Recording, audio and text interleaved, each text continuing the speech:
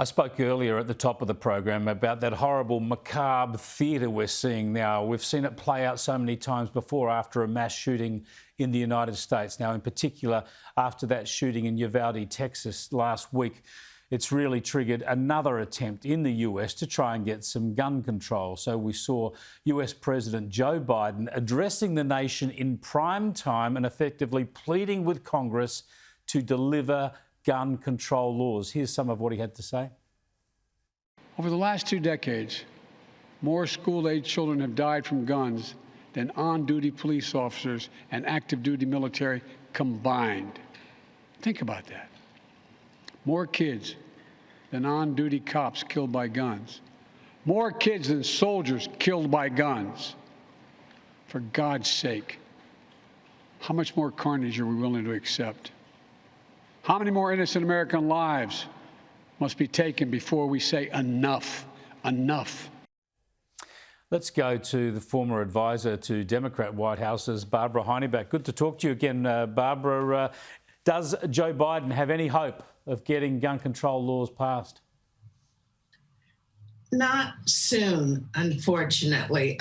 Let's be a little bit hopeful here and hope that he can at least get some gun reform and that our government, our Congress and Senate will rise and try to start putting some corks in some of these leaks. But the main problems, I think, that must go along with, if not come before, at least at the same time is working on some serious gun reform, because you're not going to get all the guns back. We have over 400 million guns in the hands of private citizens in the USA.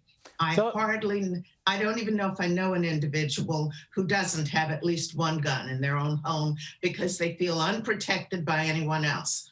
And before the guns, I think we've got to look at the mental health problem in America. You can't just let these people roam the streets like we've been.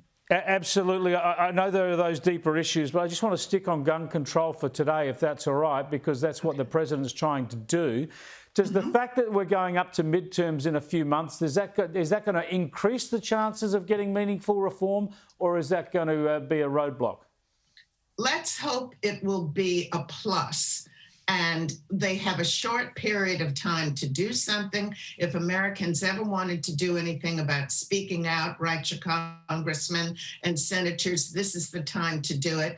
But Chris, I really believe with this gun reform, it's not just the person who's done the shooting if he doesn't take his own life or gets shot and killed.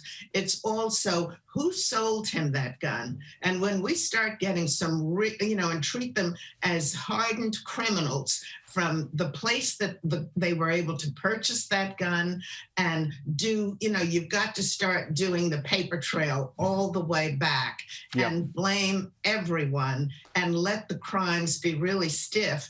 And with crime, go ahead. Sorry. Let's get to the political impasse, though, because there's so many legal reforms that could be passed. Is it the Republicans? Is it the NRA through the Republican Party that is the roadblock, or do you have some Democrats who are resistant too?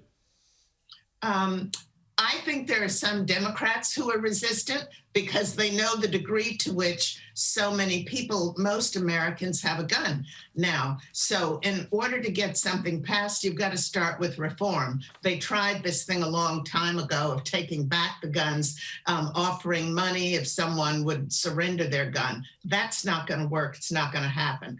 But what we can do, I believe, is to begin to have some very sensible reforms and show best practices, and it'll be a beginning where we can at least start to increase the crime and pass the legislation that is not going to allow any of these military weapons to be in the hands of private citizens. If they're caught, if they're found, maybe you do something like take away their driver license or let it be you can't drive for a while. You can't own a gun for another 10 years. And the crime has to be heavy enough without punishment. The reforms are not going to work, because what are you going to do? Attack the innocent and the law-abiding individuals, and still a criminal who really wants a gun badly enough online, I know when I talk about paper trail, if you buy it from a store, that's one thing. But if they're getting guns online and from overseas, that's almost impossible to trace. It is indeed. Thanks for joining us again, Barbara. I appreciate it.